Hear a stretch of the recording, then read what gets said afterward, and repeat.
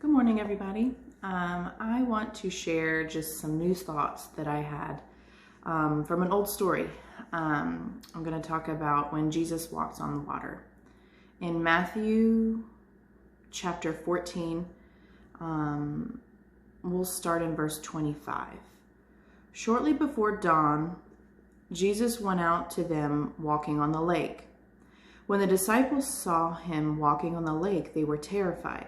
"It's a ghost," they said, and cried out in fear. But Jesus immediately said to them, "Take courage, it is I. Don't be afraid." "Lord, if it's you," Peter replied, "tell me to come to you on the water." "Come," he said. Then Peter got down out of the boat, walked on the water, and came towards Jesus. But when he saw the wind, he was afraid, and beginning to sink, cried out, "Lord, save me." Immediately, Jesus reached out his hand and caught him. "You have little faith," he said. "Why did you doubt?" And when they climbed onto the boat, the wind died down. So I just want to share, I never really thought about the fact that the water wasn't calm. I mean, I feel like anytime I think about this story, I just picture Peter coming out of the boat onto like this calm, smooth lake, and then all of a sudden waves start happening. But from what it says earlier, you know, the boat was pushed away because the wind was against it. So the waves were probably already pretty big.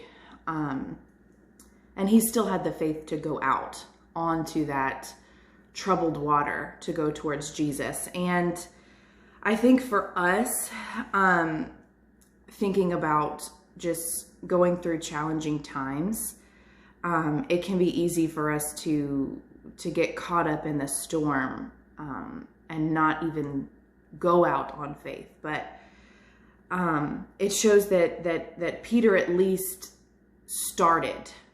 He stepped out on faith, even in the midst of a storm.